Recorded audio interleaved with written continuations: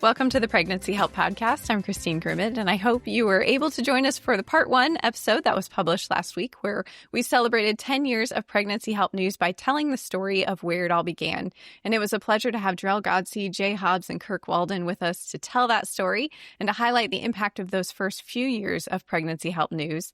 And in this episode, we again have Jor-El Godsey, president of Heartbeat International, along with Andrea Trudden, vice president of communications and marketing, and Lisa Bourne, the managing editor of Pregnancy Help News. And there have been some really monumental moments in pregnancy help in these past few years, and Pregnancy Help News has been there to cover it.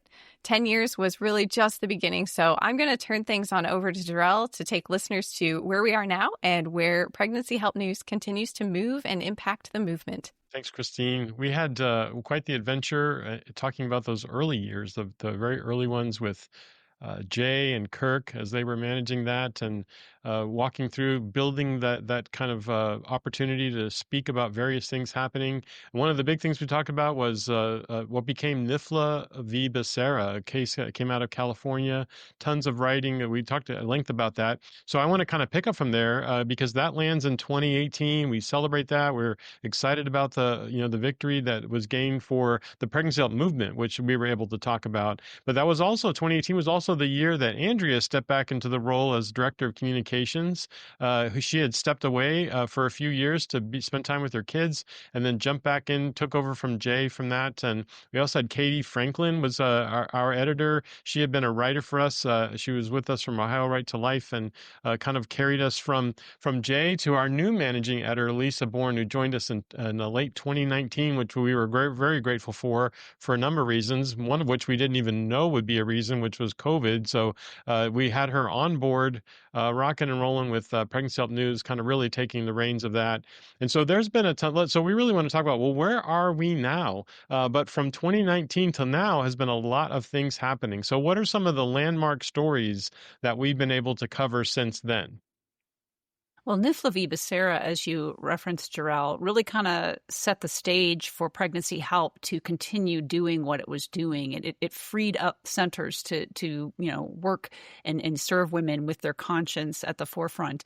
But coming in, none of us could have predicted what had happened with the COVID pandemic. I started a couple months prior to that and was getting up and running when that hit. And it was, as I'm getting my sea legs, if you will, with covering pregnancy help in detail, everybody's kind of getting their own sea legs in the movement for how to function during COVID. So there was a lot going on and a lot to report to that end. And Heartbeat, not the least of which having to pivot with its conference literally at the last minute, as you and Andrea know well.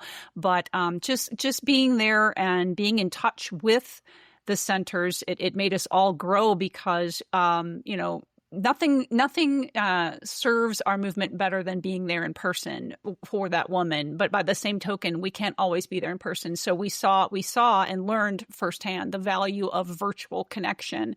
And the centers really, really stepped up. And most of them, if I recall correctly, stayed open, almost without missing a beat. And were there for women in person to the degree that they could be, but they also expanded virtually. So we were just blessed and honored to be able to cover all that and really bring that good news to the forefront. So that was kind of the first one out of the gate. A little bit of a big deal.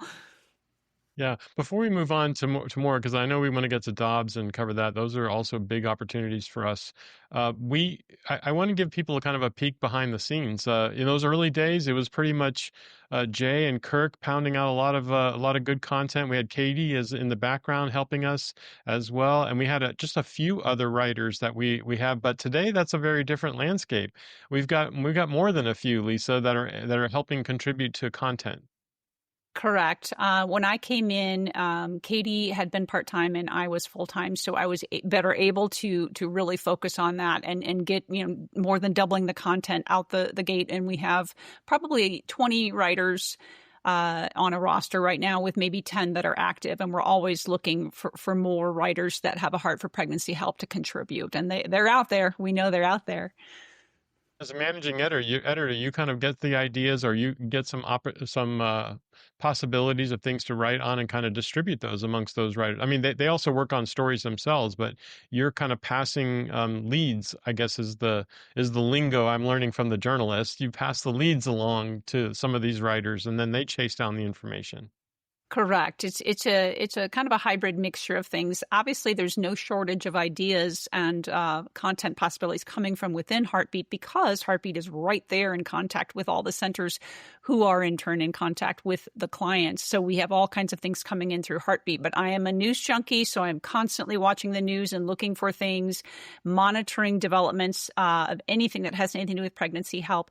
And then we allow the writers also to pitch, which is great because it's a diverse group of folks that all have the heart for pregnancy help. Most have a background in pregnancy help, but they all are coming from their respective individual places where they see things, they experience things, they have different experience in their background, and they have different voices. And so it's a great eclectic mix between, kind of a pot that we mix it up and go with, because it's also one of the many ways that the Lord leads this mission, because he brings us the writers and he brings us the stories, and we run with it and just take the message and the mission forth. Excellent. And Andrea, this is really a work of the communications department. It's a part and parcel of. It's really, it factors into some of our communication planning when we are expecting a big story. We've had that privilege of knowing that this is the Supreme Court's working on this. They normally release our stuff. They wait until the end of June, because we're always dealing with something that's very controversial. So we can anticipate about the time that it's going to happen. And we start planning, and Pregnancy Help News is a part of that. We want to make sure that coverage is going on. Just, can you talk about like how we really involve Pregnancy Help News in the overall communication process for what we believe at Heartbeat is very important things to be talking about? Yeah, absolutely. Because I'm sure you guys talked about in episode 1, the fact that a great role in this world is pregnancy help, but the stories weren't being told. So that kind of became the reason why we created that through Heartbeat International. But that does now allow for us to make Pregnancy Help News an essential part of the communications plan whenever we know something is coming, as you alluded to. For example, the Dobbs decision. So we were aware that, of course, a decision is going to happen, pro or con, and we could prepare that way. So we loop, of course, Lisa in very early on to find out what pieces are going to be needed, what quotes do we need to be preparing for, and how do we need to look at this from the various angles for those working in pregnancy help and those who appreciate the work. They are general public, as we refer to them, but they need to be aware because they are curious about the pro-life movement and life in and of itself. So what do we need to get to them? So then we look at the different ways that we can tell the story. Who do we need to connect with? How do we need to frame the story in a way that tells it in the most comprehensive way? So that's when we start tapping into both our internal Heartbeat staff, our friends in the movement, to get the perspectives from the pregnancy centers, from those national partners. And then we start putting together some pieces to be able to launch it. So it's different than being ready with just a press release, because we are doing that in addition to actually equipping Lisa with everything that she needs to communicate it from that news angle. So what we're doing is it's kind of twofold, where it's always an essential part of our communications plan to get to the movement, but then also utilizing some simultaneous pieces for press releases and internal emails, and it's part of our big communications plan. But we are always assured that when big news is coming, that we are meeting, touching base, and getting all of the pieces that are going to be required, such as quotes, strongly tapping into our president of Heartbeat International often for quotes, and as well as key people on our staff when appropriate, or those outside, so that we can share those internally as well and use them both to amplify the message through our internal pieces with our affiliates and external pieces through Pregnancy Help News. It's been a wonderful megaphone for the movement and amplifying those messages, whatever they may be. In this case, Dobbs, but we've had various cases over the years where we get to put out that message. Yeah, and you're making a really good point about if a local pregnancy help organization is creating their own communications plans, one of the things that should be on their list of, hey, let's make sure Pregnancy Help News knows what's happening here in our community with our big thing that we're doing. Either we talked in the part one about being able to highlight openings of new locations, launching of new mobile units, new services being added, of course, stories about clients being impacted in amazing ways through maternity homes or pregnancy centers. So if there is a communication plan that you're envisioning for something that's happening in your area, that they should definitely include Pregnancy Help News. Keep Lisa on your mind. Make sure you send it to Heartbeat. We definitely want the opportunity to echo and amplify what's happening at pregnancy help organizations locally. So, Lisa, as we kind of get back to the landmarks conversation, we moved through COVID, and that was its own adventure in a number of ways, because at that time, of course, the abortion clinics were allowed to stay open readily, and we had to make the case that pregnancy centers were essential. And of course, we were doing that. They like you said, most of them didn't miss a beat. They kept going. They kind of rolled with whatever the punches were as far as their state rules about how they could provide services.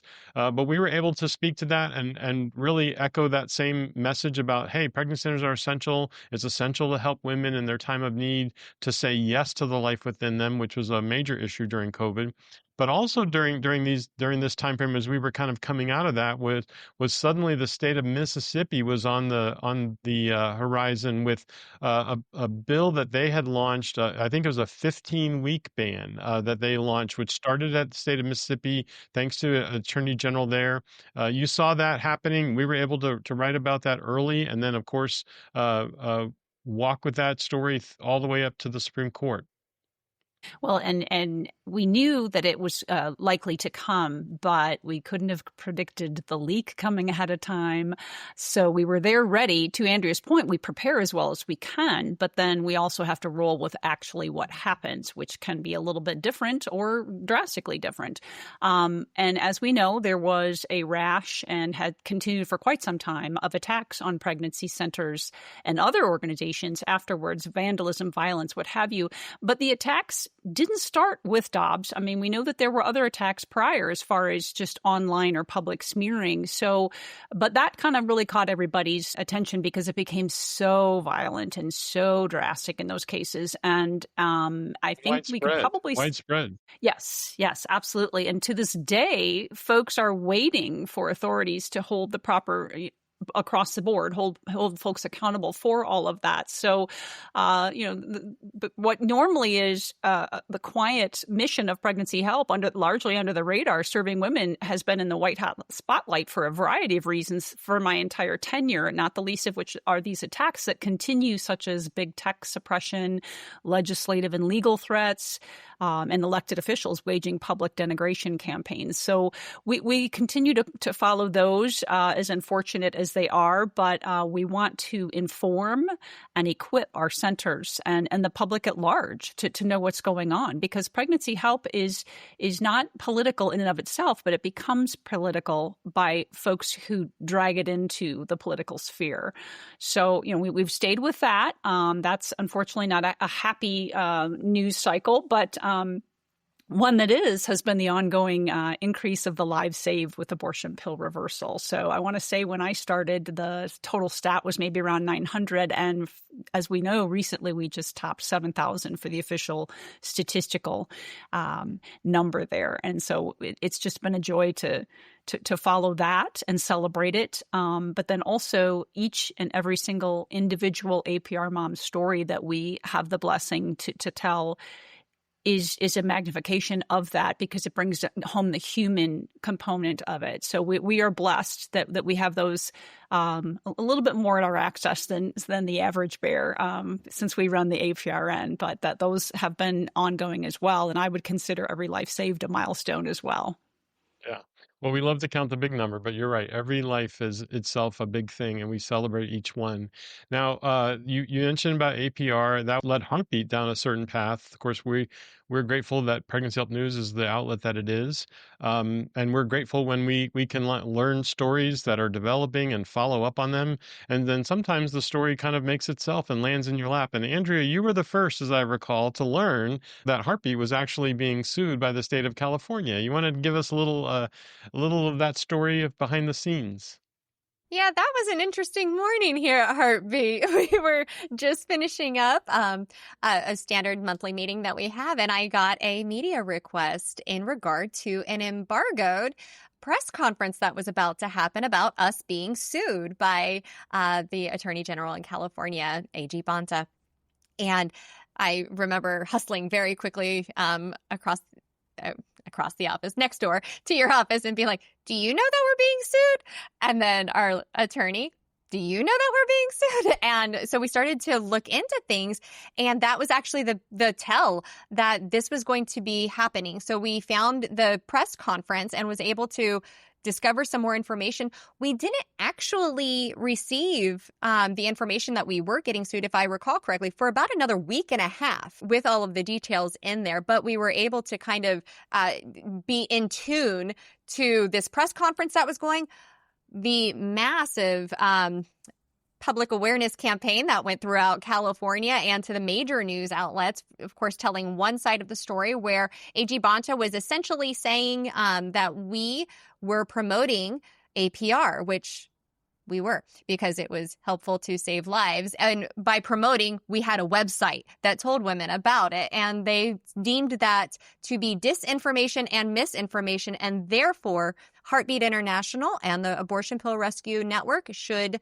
not be able to have the website or talk about APR in any way. Of course, this is something that we took head on, because we will fight this, because women deserve to have that opportunity and that second chance to save her child's life. And we, as Lisa noted, we have been following the statistics and reporting on them over the years. So it is a challenge that we are happy to face head on. And I need to note this because it is important. It is fascinating to me that in this case and one that followed in New York, it mirrors it very, very well. They are not suing to halt Heartbeat International and the Abortion Pill Rescue Network from providing abortion pill reversal, but rather from talking about it. So it truly is a censorship lawsuit that we are in the midst of and will continue to fight, because every woman and every man, because we have a lot of families who are involved in these APR stories, they have the right to try to save their baby. So that was something the reporter was asking, do we have anything to say about something we didn't know about? Because the reporter knew more information. The Attorney General of California was so kind to make sure that the press was well aware of what was happening, but not the one that they were actually suing. So we're in the throes of that lawsuit still to this day. That was almost 2 years ago now. But something interesting happened that weekend that we did get to report about, because A.G. Bonta had that press conference that you mentioned, and something exciting happened in the wake of that conference. Lisa, I think you reported on that as well. That would be the numbers coming into the APRN because of rose because of awareness being raised by the AG's press conference. So thank you very much, A.G. Bonta, for that free PR. Yeah, they tripled that weekend, and we were very excited. We got to help 3 times as many women thanks to that particular press conference. And so Pregnancy Help News really played a critical part in that. Once that got launched, of course, the other side is trying to really diminish what we're accomplishing through APR. But Pregnancy Help News is really continuing to report on that. And I'm so grateful for your work, Lisa, and the other writers who've been a part of that, making that happen. We moved out of that moment in September and in those early stages of dealing with the state of California. And then as we do in the spring, we assembled in Salt Lake City, and we had another exciting moment that happened that was there that we got to report about. Lisa, you were much more involved in that process in the early moments as much as Andrea was in the beginning of California. Well, you never know where you're going to be when you learn that you're getting sued, depending on the circumstances and depending on how you're notified of being sued. But as Providence would have it, a lot of folks were gathered together in person there for our conference, and that enabled some conversations to happen for planning that wouldn't have otherwise been able to happen, or certainly to happen to the degree and extent that they were. So it was really very helpful. Obviously, I'm not going to speak for the legal team or anything, but it enabled our team, if you would, be able to respond expediently and effectively in a way that perhaps we might not have been able to. Because you would think, oh no, conference, our biggest event of the year, this can't come at a worse time. Well, in that moment, it really kind of couldn't have come at a better time, some would say. Yeah, in fact, there was what you alluded to is there was one table that had all of the national legal representation there, had several other public interest law firms that support pro-life efforts were at that same table, and they caught wind of the fact that the Attorney General James of New York was planning to sue, and there was a 5-day window. And out of that meeting on a Wednesday, we were able to launch a lawsuit against Attorney General James on Tuesday. So that they worked, the legal team at Thomas More Society worked throughout the weekend working on some of those strategies that came up. And so we're able to turn around, and instead of waiting to be sued, we're able to sue and to really present our case much quicker than we might have done otherwise if it weren't for the fact that it landed during our conference. So we had other things on our plate that we wanted to do, but we were happy to have that opportunity. And again, we're happy to defend it and grateful for Pregnancy Help News kind of always being that voice of reason and truth in the face of such challenging accusations, by whether they come from attorneys general or others. There are those that are just driven by an agenda against abortion pill reversal, and we of course stand for that and are looking to fight that. Now, as we moved out of that, we continue to have these gifts that keep on giving in the form of lawsuits and more things that are happening. We have a number of lawsuits. Our friends at NIFLA are fighting. They're in. We see Colorado was a big story of trying to outlaw APR, also embroiled in a lawsuit. It's unfortunate that the other side is so aggressive for their ideology against people choosing life, but this is where we find ourselves. And as we've grown this through various ways, we've had many other people reprinting us, which has become really fun. Lisa, it's like I knew we had arrived at Pregnancy Help News. Like, I was reading some other news outlet, and I'm like, oh, this is a great story of pregnancy help. It's like, I wonder who wrote it. Oh, this was originally in Pregnancy Help News, and that's happened to me like dozens of times. Just the fact that our information is not just in Pregnancy Help News, but getting really traction far and wide. Right. And I've seen that happen with our original content, but also, we rely on reprints because we can't be everywhere at once. I see that other outlets will follow our lead as far as even whom we choose to reprint from. All of a sudden, they're reprinting from a little bit more obscure outlet that I've discovered a great article in and that sort of thing. So it is kind of unofficial, but de facto, a lead that Pregnancy Help News has taken in that regard, which, we'll take it. Yeah, absolutely.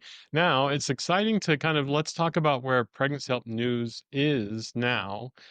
So we have had a number of people that have subscribed to it. Originally, we sent it out to as many folks as we could and encouraged people you're going to want to get this digest. And I was telling the guys in part one that one of my favorite things, I was just visiting a center not far away from where our next conference is going to be, and I was talking to board members, and I'm always kind of questioning, like, how dialed in is our board members?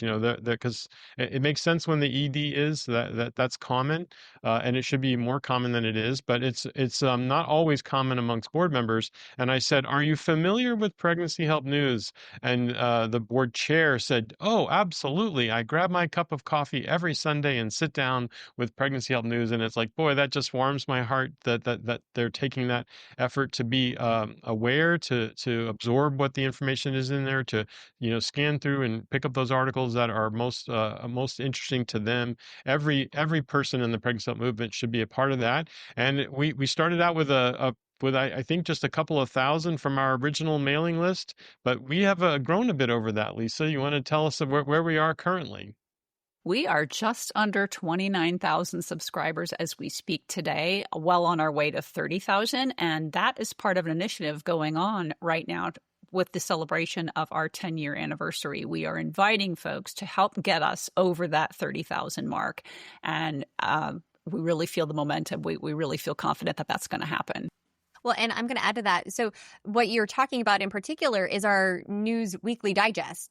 And so that comes out every Sunday morning, and it's a recap of all the news that has been done in the week before. So it is a beautiful way to just kind of recap what has been happening. It has a variety of topics. It changes week to week, but there's typically stories of hope and encouragement from the movement, from pregnancy help organizations in and of themselves. Those APR stories are in there. And then there are some political stories when for the past several months, there's been many political stories. So there tends to be a political category in addition to that international aspect, because we're watching pregnancy help not only here in the States, but worldwide, because there's a lot of things going on depending upon where you are in the world and how drastically the culture has been shifting. That impacts the pregnancy help organizations overseas as well. So we are definitely tapped into that. So this Sunday morning, I do the same thing, actually, and I already review the preview like on Thursday and Friday. But I go through and I have my cup of coffee, I have my chair, and I go through it as well because it is such a good just recap and understanding as to where the movement is. What should I be aware of? It's not only heartbeat stuff by any stretch. It is movement wide. And it really helps to kind of just stay in the know as to what's happening. So the 30,000 subscribers that we're looking to get to is for that Sunday morning outreach. Of course, you can get it in real time any day at pregnancyhelpnews.com. But yeah, that subscriber list is for that special digest. You see the web traffic. But yeah, I'm an analytics nerd there. So let's see here. That Sunday morning digest then also gives another bump on Mondays because some folks wait till Monday to look at it. And we really, really work to have a comprehensive but also succinct snapshot of the news that happened over the last week, because we understand that folks working in pregnancy help don't have a lot of time and they're running to serve those women. So we do what we can to get that information in front of them and hope, for the best that they've been available to see it and that they take it in and that it touches lives. I want to share one of my most favorite examples of feedback is to the digest, because folks can reply to the digest or they can reply to individual stories almost weekly without fail. An example of our good devoted readership, because we do have very engaged readership no matter what the numbers have been. A pregnancy help organization in South Africa replies weekly to the digest and simply says, "Thanks for the information."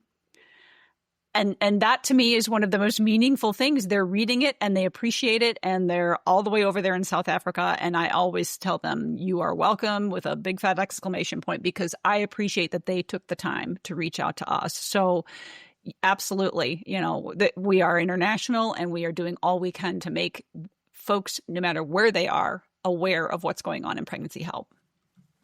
We were just discussing this. We had some leaders that were gathered together just this week, actually, and we were talking about how things that the political dynamics certainly are of interest to our friends around the globe. Like it shocks me how many people in other countries know like the law that was Roe v. Wade, when I can't name a single law that they have in their country, but they're very acquainted with our law.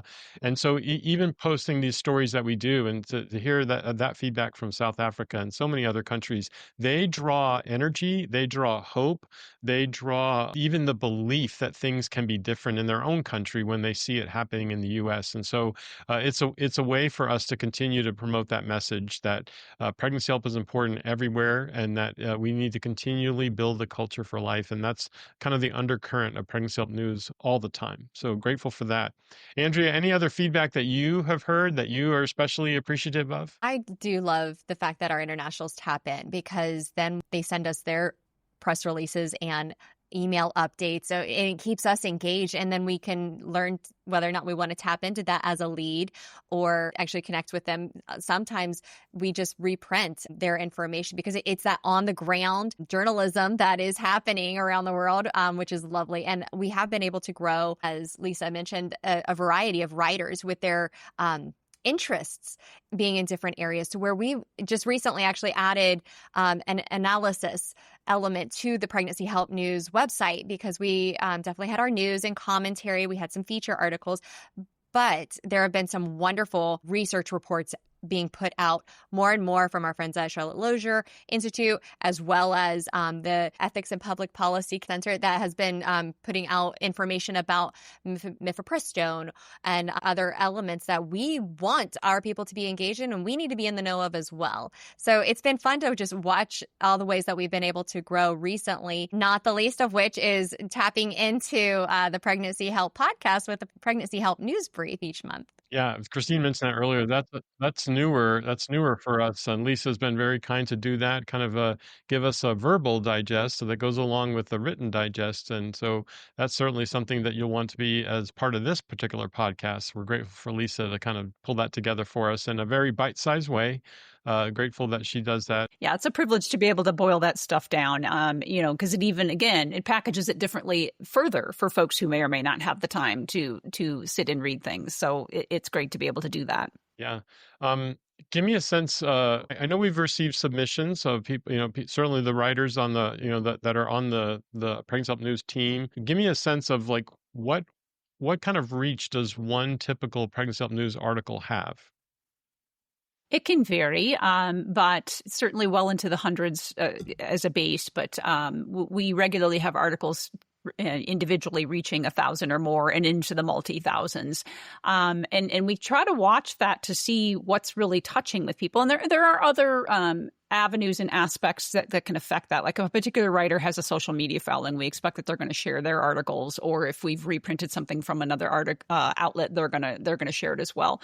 But the benchmark that I have for something that's really hitting people is 1,000, and we regularly go over that. Nice. And it's been fun to watch the number of articles increase that has been over that 1,000 mark easily. And we have found that sometimes the political ones and the APR ones hit the heartstrings or a nerve, depending upon which angle you're looking at. And those tend to do very, very well in the thousands. Well, APR would be many of the APR client stories that you're talking about as well. So it's not all like, the rough and tumble news items or political items, but it's also those heartwarming stories. And I think we have those in spades as far as the pregnancy help movement is concerned. So those are things. What I found really awesome is to watch one of the centers that has come to Babies Go to Congress and gotten great pictures of a very unique event for them, to have one of their clients in the congressman's office or the senator's office, to catch that moment where the congressman is holding their baby that was a client in a center, and then turn around. All of those are great things, and we capture those moments and are grateful to be a part of that. But then we write on them, and then we put them in Pregnancy Help News, and then to see them turn around and get traction on that for their own community, that is good thinking, good planning, and good opportunities really to get the message far beyond their own community. I am so glad you brought that up, because Babies Go to Congress, other than just being a wonderful initiative on the part of Heartbeat, it's one of the best ways to capitalize on the blessing of pregnancy help and get it out there. Because in addition to accompanying these courageous moms who choose life for their children and travel with us to Washington, D.C. to share their stories with federal lawmakers, and then amplifying those stories through Pregnancy Help News, it's also been very rewarding as the journalist to witness the congressional leaders and staff who are by definition pro-life, but still would benefit from education on pregnancy help. I've seen it every time we've gone there. I'm pro-life, and they welcome us in. But when you start talking about the nuts and bolts and the logistics of delivering pregnancy help and the blessing and that very real human, again, sitting in front of them and their child who has benefited, I've seen the light bulb go on more than once where they're like, wait, you do this? Wait, oh my goodness. It's the perfect mining field, if you will. It's a very important initiative to the Senate. And I love that we get to, have a hand in reporting it, bringing it to the world, because like you say, then they go home and tell their stories that look what we did on Capitol Hill. It's just the fruits are beneficial in all directions. It's poignant and pertinent to fostering pregnancy help at the same time. Love it. And it's one of the ways Pregnancy Help News has been able to amplify messages, that story. And often we're looking for things that are news items, right? And it is a news item when their clients are on Capitol Hill. Like that itself is great. Carly goes to Capitol Hill, or whatever the mom's name is or the baby's name is. Like, those are great stories to tell. We're happy to reflect them. You guys have been amazing. Any last thoughts you want to share about Pregnancy Help News? Just keep subscribing, keep reading, sending us story ideas, and we love what we're doing.